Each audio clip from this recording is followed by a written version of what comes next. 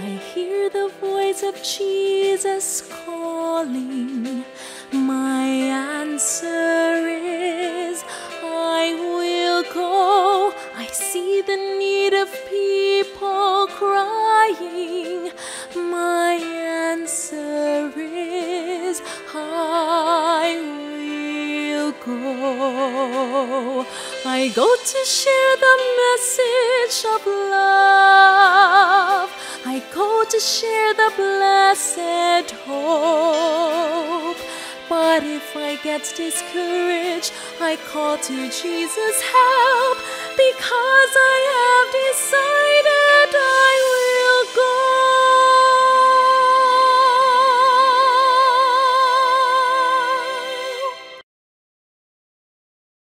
Mayong gabi, mga hinigugma ng mga kaigalaan ug mga kaigsunan.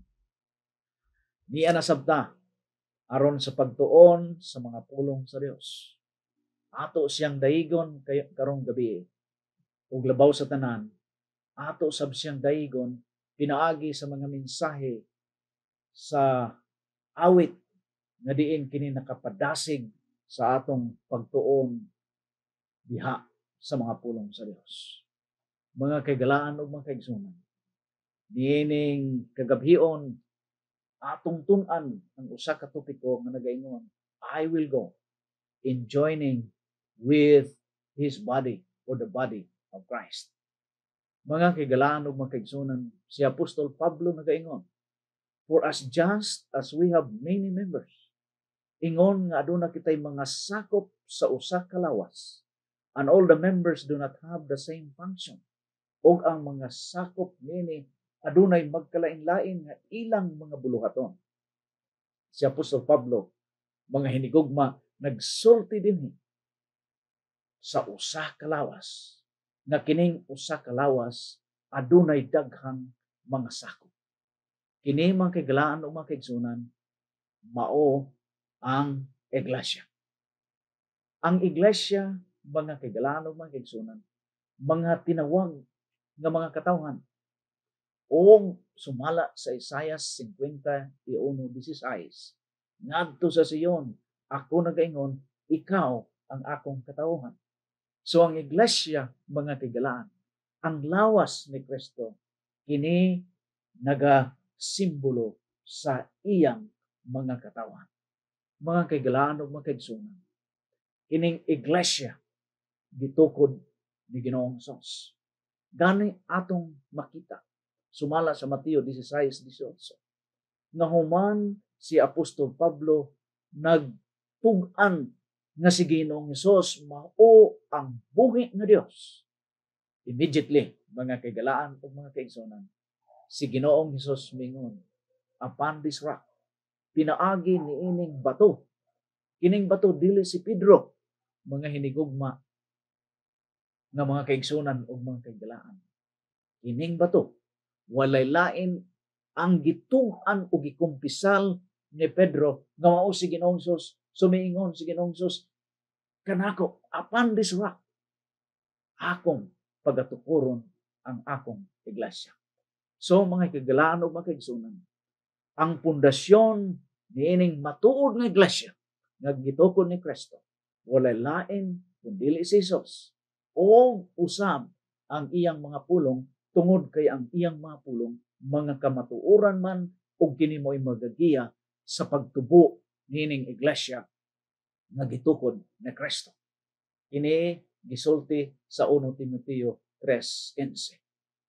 Mga kaigalaan o mga kaigsunan, kining iglesia nga gisimbolohan sa babae, kini usa ka pangasaw-unon, is a bride of Christ, nga diin usa lamang kabana nga mao si Ginoong Hesus o si Kristo.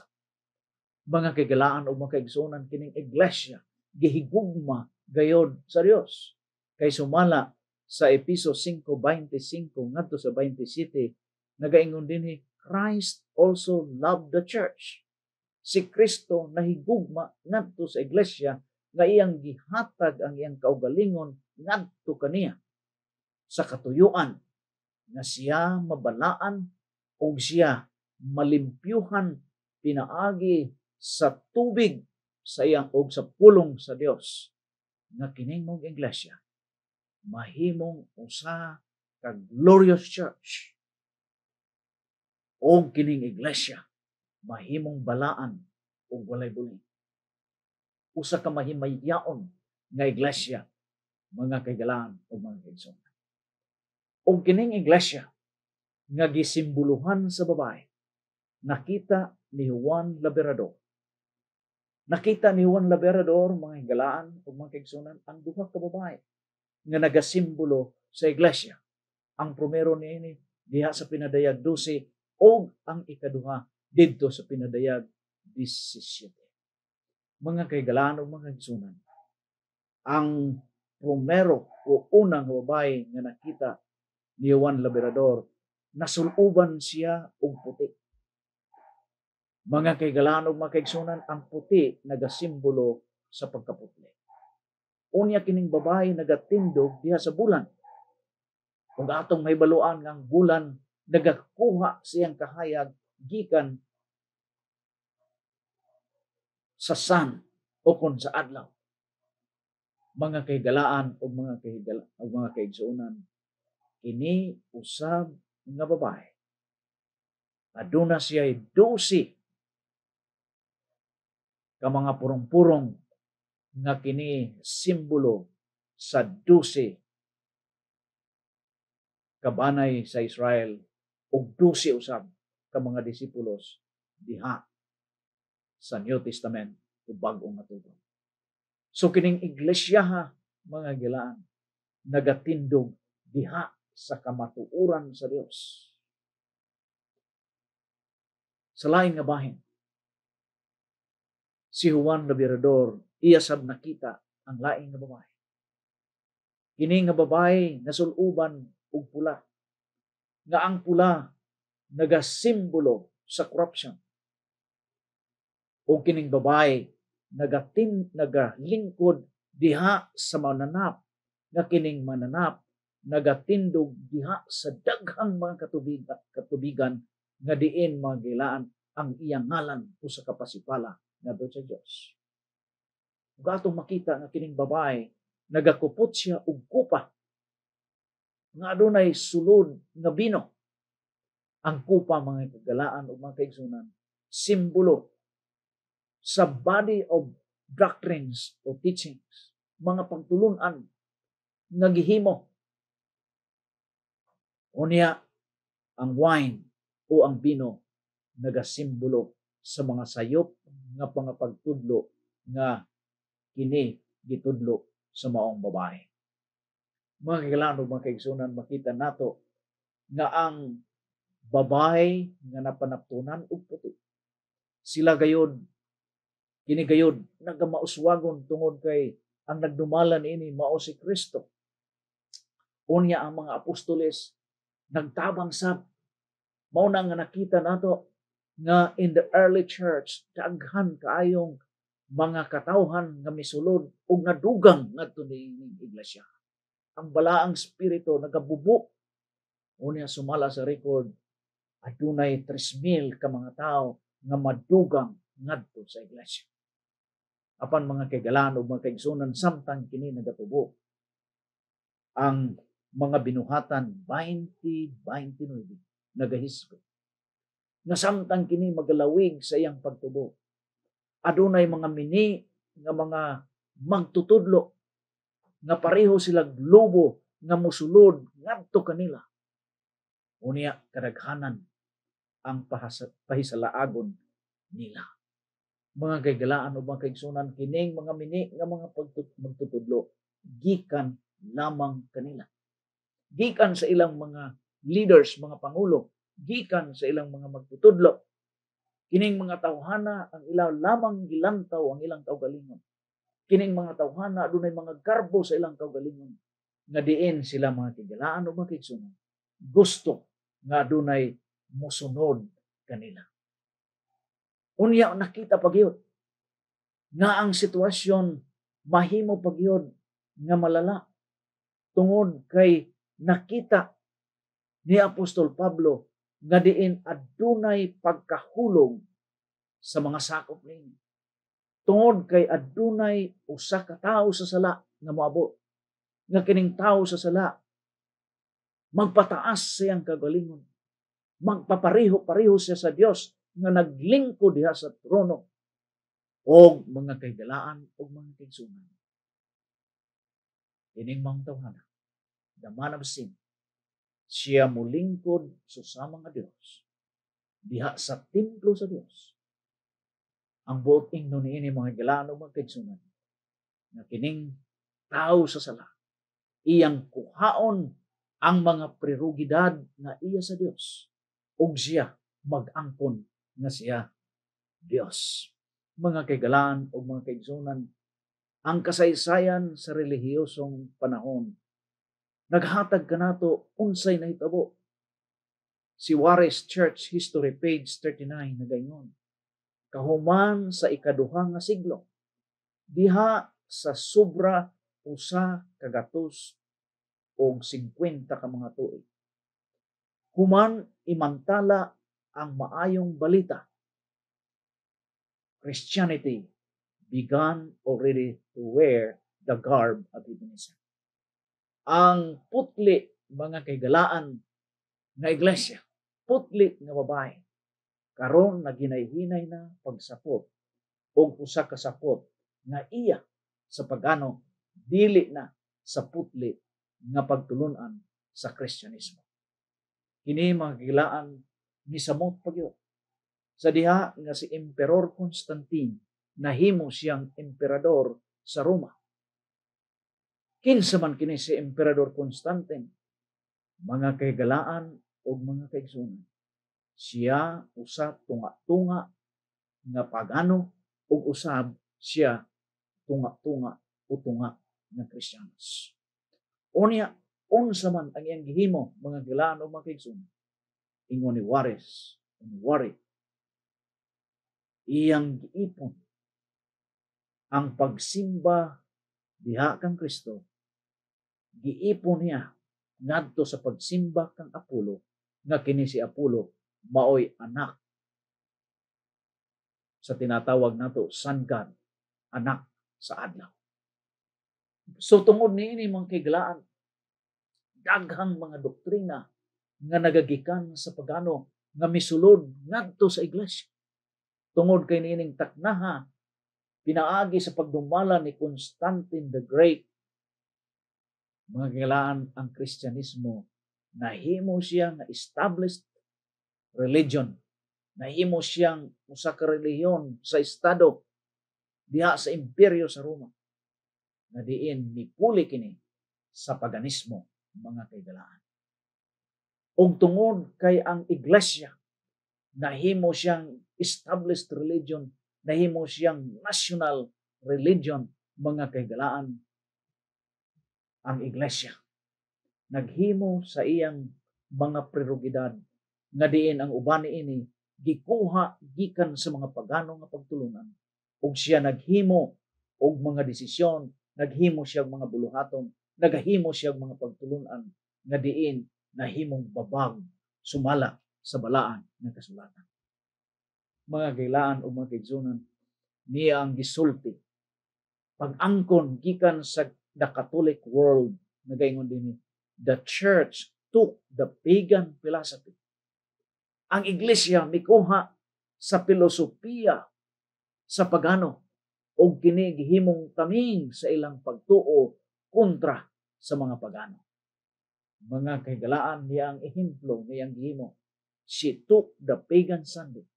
Gikuha niya ang pagano nga Domingo o gihimo kining Kristohanon nga Domingo. Mga kaigalaan o mga kaigsunan, mao kini ang pag-angkon sa usa ka babae nga diin nasuluban sa pula, nga diin siya mga kaigalaan o mga kaigsunan, nihimo sa daghan nga mga buluhaton sumala sa iyang kagahom. Apan mga kaigalaan o mga kaigsunan, walay base sa balaan ng kasulatan. Busa kung moadto ta sa pinadayag 17, makita nato mga kaigalaan nga nag-usab na ang kolor sa babae. Ang nakita primero sa pinadayag 12, usa ka babae nga nagsulob og puti. Unya nagatindog siya diha sa bulan nga nagabot ipasabot nga siya nakadawat sa kamatuoran gikan sa Dios. Apan kining babae karon, siya nagalingkod diha sa usa ka scarlet colored beast. Usa ka mananap nga ang iyang kolor usa ka eskarlata nga siya adunay ngalan nga pagpasipala. Unya manggigalaan aduna siya 7 ka mga ulo o napulo ka mga sungay. Mga kaigalaan o mga kaigsunan, kining maong babae ang iyang ngalan Babylonia o diha sa iyang amtang nasulat ang ngalan Mystery Babylon. Usa ka kahibulungan nga Babylonia nga dako. Kini inahan sa mga harlots o mga pagpasipala. Mga kaigalaan o mga kaigsunan, kini mao ang hulagway sa nahulog nga iglesia. Katingalahan ang iyang gihimo kung giunsa niya pag-impluwensya ang mga relihiyoso o mga politikanhon nga mga pangulo. Giunsa niya paghubog pinaagi sa kupa sa bino nga puno sa bino sa sayop nga mga pagtulungan. Mga kahigalaan o mga kaigsunan, ining maong babae, dili siya magapadayon tungod kay kung atong basahon ang pinadayag 17 versikulo 1 nagaingon dinhi, come, ari, tanawa ang silot sa dako nga prostitute, ang harlot nga diin nagalingkod diha sa daghang mga katubigan. Ang katubigan, mga tiglano, mga igsunan, it means mga katawan. In other words, ini nga babae, the apostate church, aduna gayud siya influensya o control sa mga katawhan bisan pa sa mga pangulo. Mga kaigalaan o mga kaigsunan ang pangutana, ngano man kay kung basahon natong pinadayag nagaingon diha, Babylon is fallen, is fallen.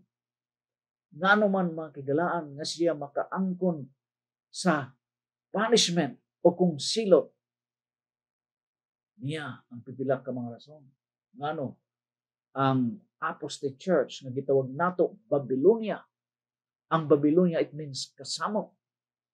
Niya mga kaigalaan sa pinadayag 17 versikulo 2 nagaingon, tungod kay siya nakighilawas ngadto sa mga hari sa yuta. So it means the apostate church was involved with the political powers of the world. Mga kahigalaan o mga kaigsunan, mao kini ang terminolohiya nga gigamit diha sa pinadayag 17:2. Fornication, pakighilawas. Ang pakighilawas, mga kahigalaan, usa ka dulumtanan alang sa Dios. Ngani nagaingon dinhi sa Jeremias 13:26 o 27, I have seen thine adulteries. Nakita ko ang imong mga pagpanapaw. Unya nagaingon dinhi, kini usa kadulumtanan sa Dios. So niining tagna mga kahigalaan o mga kaigsunan, ang nahulog nga iglesia nahimong dulumtanan ngadto sa Dios tungod kay iyang giimpluwensyahan ang mga relihiyoso nga mga pangulo, iya kining gisakyan o sila nakig-uban kaniya. Ngano nga nahulog ang Babylonia? Ngano nga siya silutan? Tungod kay iyang gipainom sa dugo, mga kahigalaan o mga kaigsunan. He drank with the blood of the saints. Kini nagapunting sa kasaysayan sa iglesia.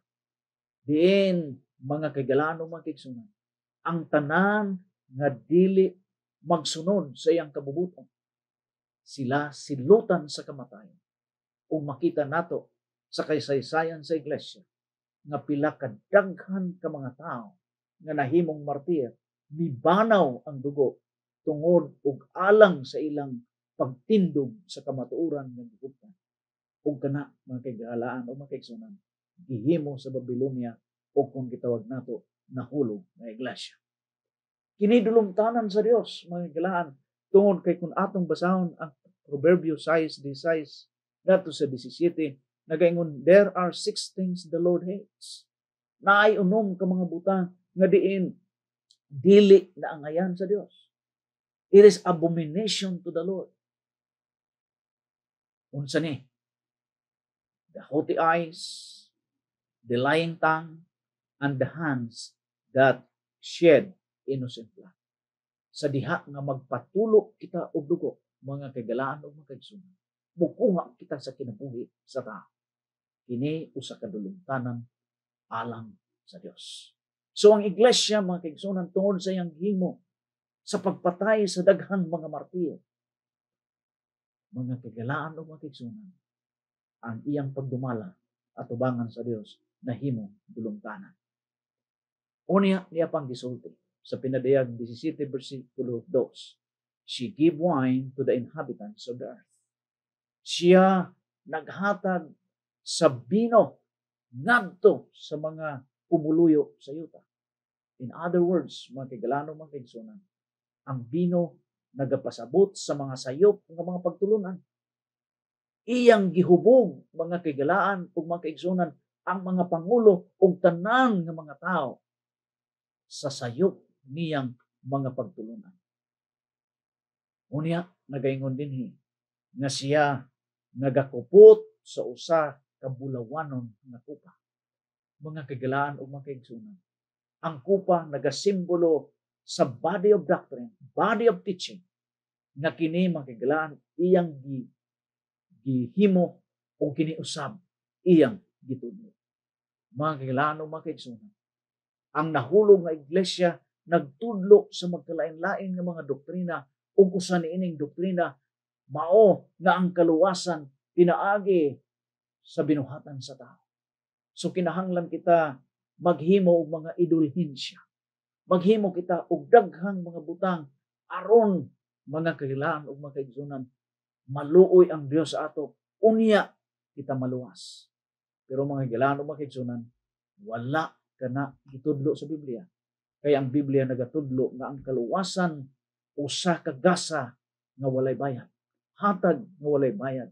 Dili ang atong mga binuhatan makapahimo sa pagkumbinsi sa Dios, mga kailangan, aran sa atong kaluwasan.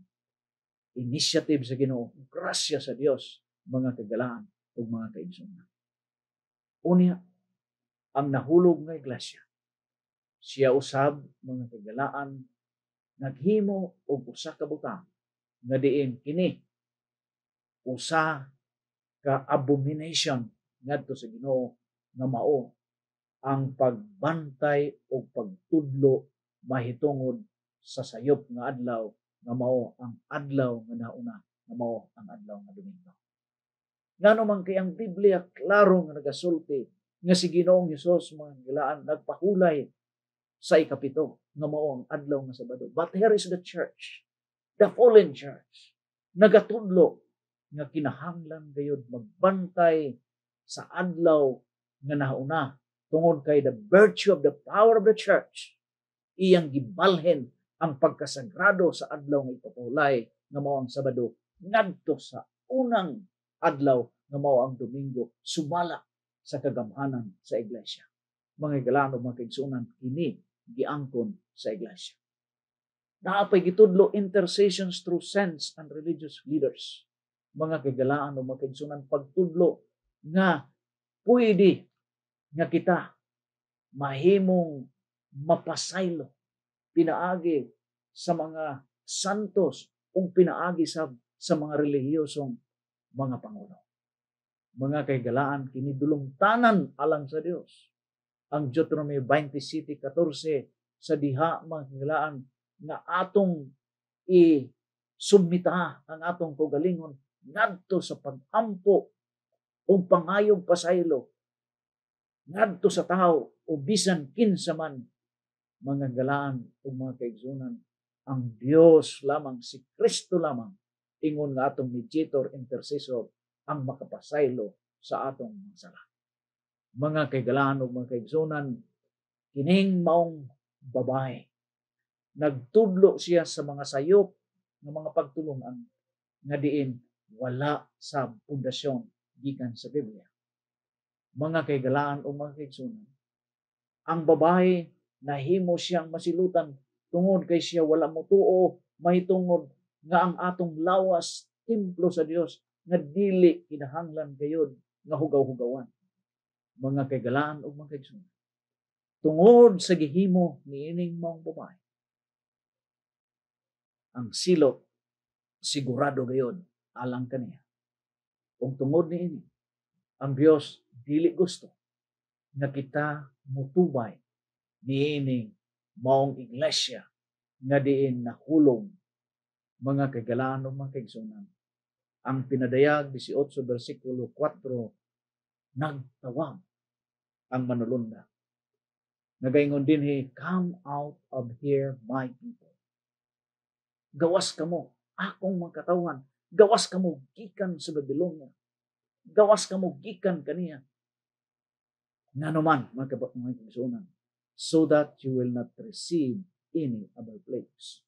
Aron dili kita makadawat sa iyang mga hampa. Mga kaigalaan o mga kaigsunan, adunay mga hinungdan ngano nga mugawas kita. Of course, dili gusto ang Dios, nahigugmang Dios. Kanato, dili gusto ang Dios nga kita makigbahin sa sala sa Babylonia. Dili gusto ang Dios nga kita makigbahin sa iyang kapungot o sa iyang sil. Mga hinigugma ng mga kaigsunan o mga kaigalaan.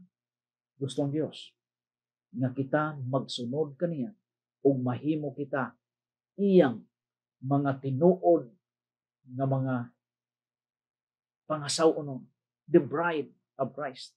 Gusto sa Dios nga kanunay kita mahiusa diha kaniya. Gusto sa Dios, mga kaigalaan, nga kita mahimong anak nga lalaki niya. O gusto sa Dios nga gusto nga kita magkaadunay kinabuhi nga walay katapusan.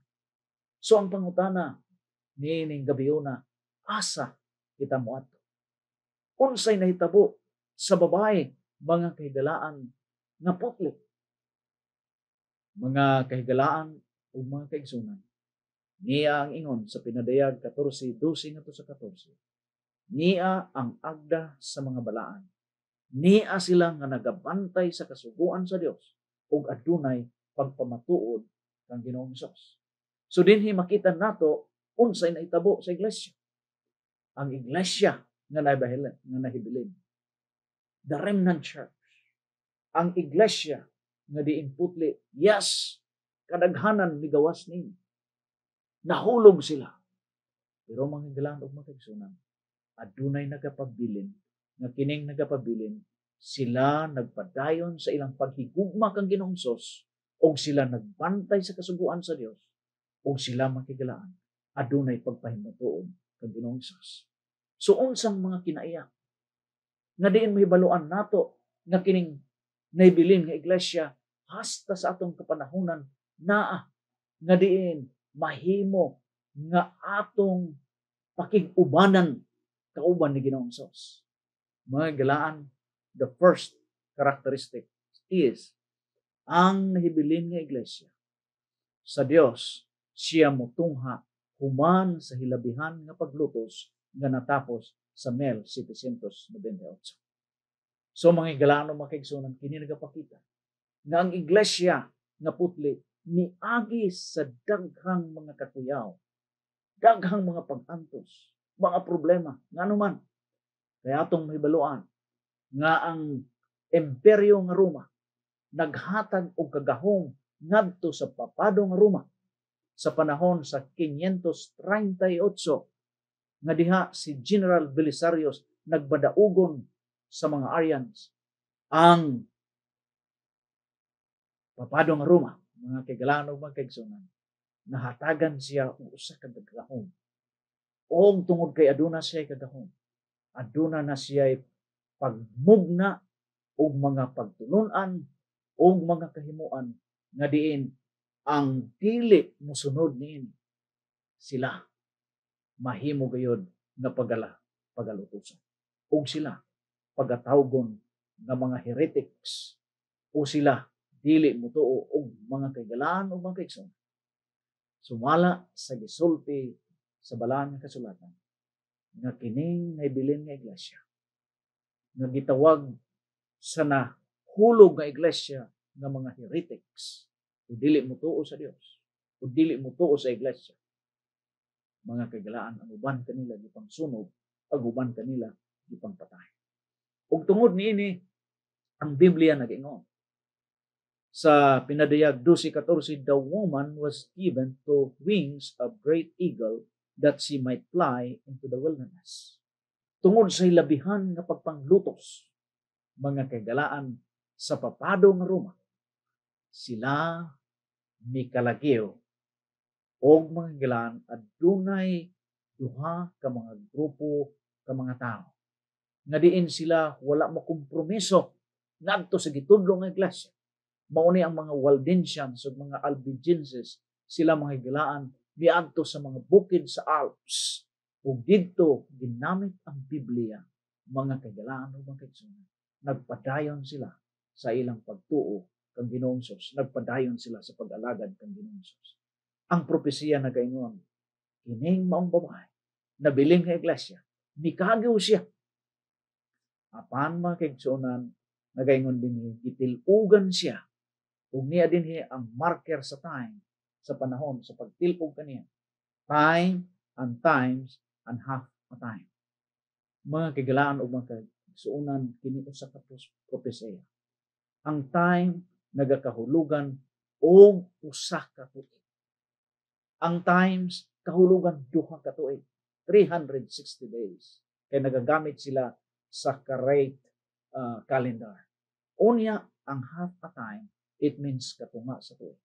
So ato kining sumadahon mga kaigalaan, kini moabot og 1260 ka mga tuig. So kung atong sumadahon gikan sa 538 dinhi, gikan sa 538 ngadto sa 1798, kini gayud tukma sa gisulti sa propesiya nga diin kining maong babae nga putli nahibilin nga iglesia, siya pagatilugan tungod kay didto sa mga kabukiran, mga kaigalaan, nagpadayon siya sa iyang pagpangalaga. Ang propesiya nagaingon sa pinadayag 12:16, the earth helped the woman. Ang yuta mitabang kaniya, mga kaigalaan, and the earth opened its mouth and swallowed up the flood which the dragon has spewed out of his mouth. So mga kaigalaan, mga kaigsunan, ang Dios nagluwas niining nabilin nga iglesia. Ug ako nang gisulti kaninyo kanang grupo nga mga Waldenses o mga Albigenses nga diin miadto sila sa mga Alps mountains ug didto sila nagpadayon sa ilang pagpangalagad sa Ginoo. Unya gikan sa Europa, mga kaigalaan o mga kaigsoon, aduna sa mga tao nga diin misakay sa Mayflower, unya miabot sila sa Amerika niadtong 1620 mga kaigalaan ug mga kaigsuonan. Og dinhi nagsugod ang mga reformers, mga kaigalaan ug mga kaigsuonan.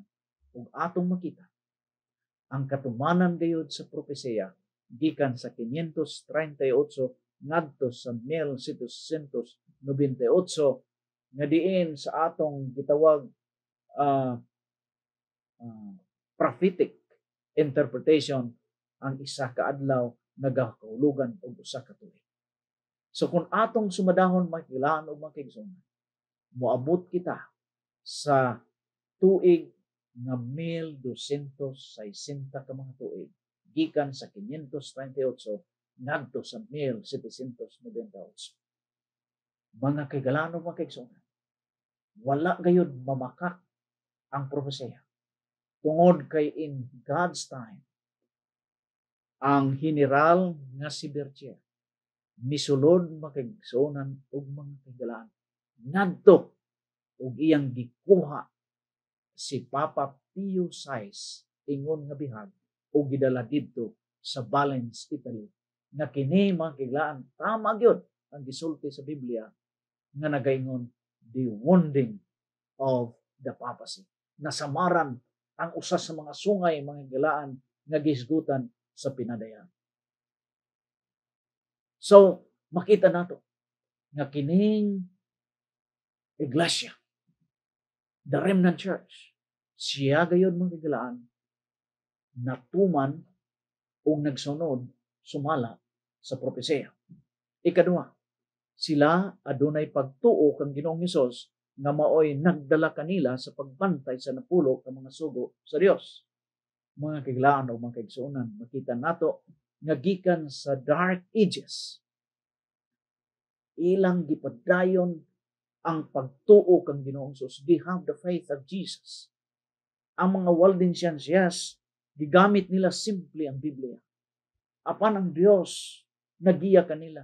Miabot ang usa ka reformer nga mao si Hus, nagtudlo nga kinahanglan aduna gayud kita pagsunod ngadto kang Ginoong Hesus, obedience. O miabot ang laing reformer nga mao si Martin Luther nga nagtudlo mahitungod sa sola gratia o by grace alone nga ang tao maluwas lamang pinaagi sa grasya.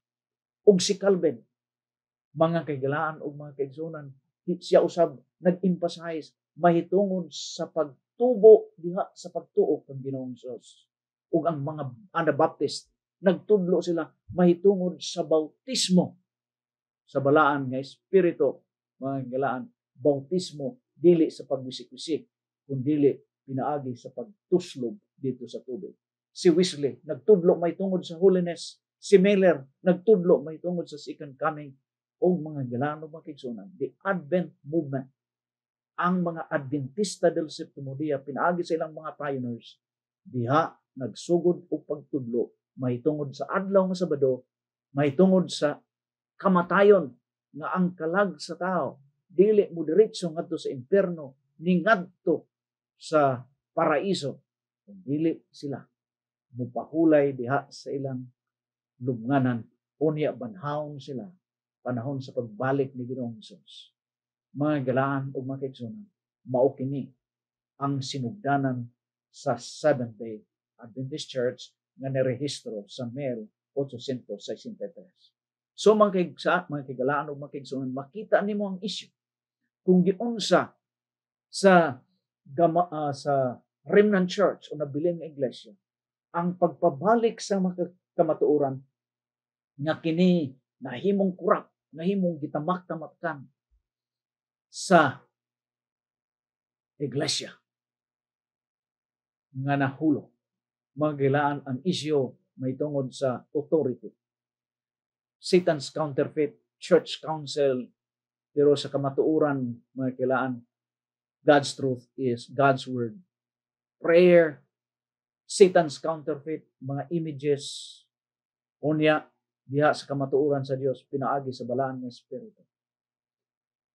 Ang isyu may tungod sa kaluwasan, ang nahulog nga iglesia nagatudlo nga pinaagi sa mga binuhatan sa tao. Apan ang kamatuoran nga gitudlo sa Biblia pinaagi lamang sa grasya. Intercession pinaagi sa mga pari. Apan ang Biblia nagahisgot nga kini pinaagi lamang kang Kristo. Ang pagsimba, ang nahulog nga iglesia nagatudlo nga kini Domingo. Apan ang kamatuoran nga gitudlo sa Biblia kinahanglan kini adlaw nga pagpulay, adlaw nga Sabado. Sa kamatayon mga kaigalaan o mga kaigsunan, ang nahulog nga iglesia nagatudlo may tungod nga ang kalag dili mamatay. Apan mga kaigalaan, ang Biblia nagahisgot nga ang kamatayon usa lamang kapag katulog. Mga kaigalaan, may tungod sa bautismo, ang nahulog nga iglesia nagatudlo sa pagwisik-wisik.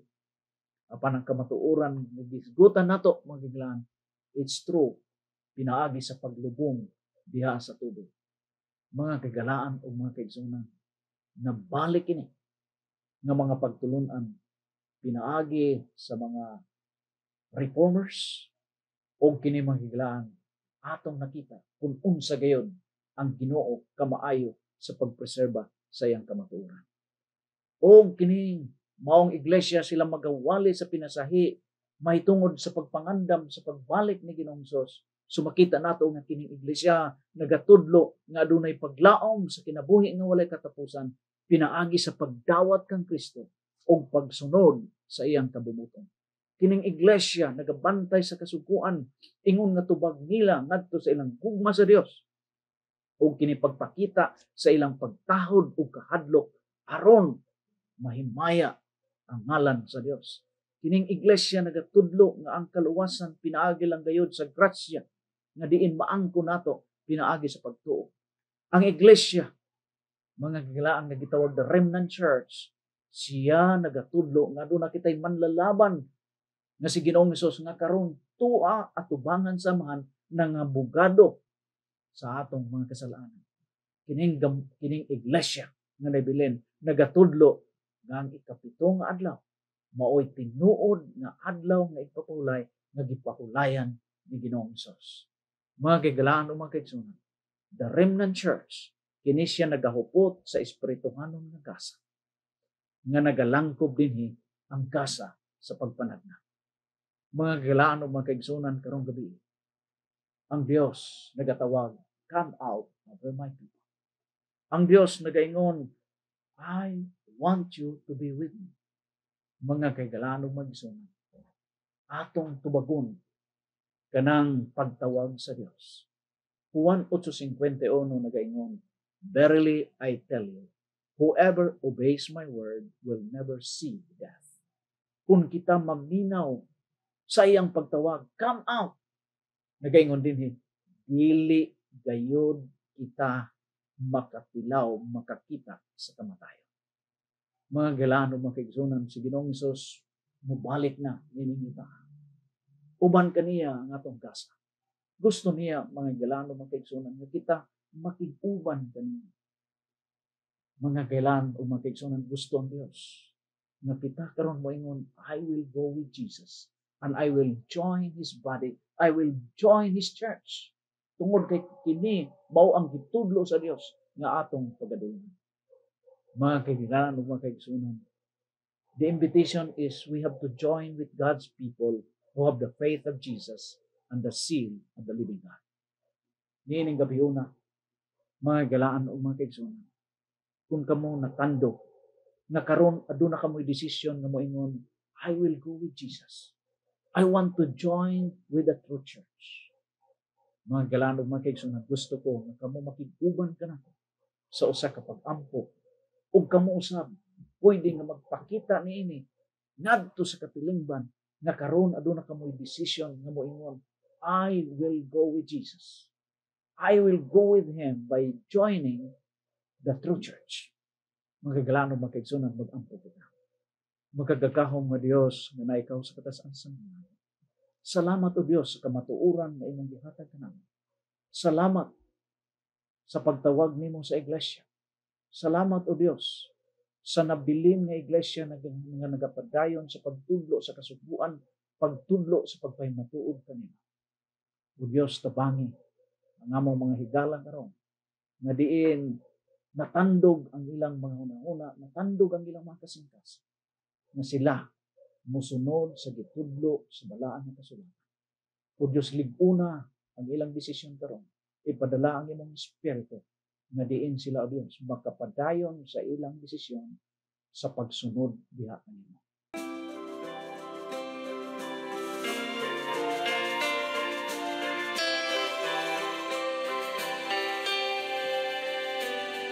I hear the voice of Jesus calling. My answer is, I will go. I see the need of people crying. My answer is, I will go. I go to share the message of love. I go to share the blessed hope. But if I get discouraged, I call to Jesus' help, because I have decided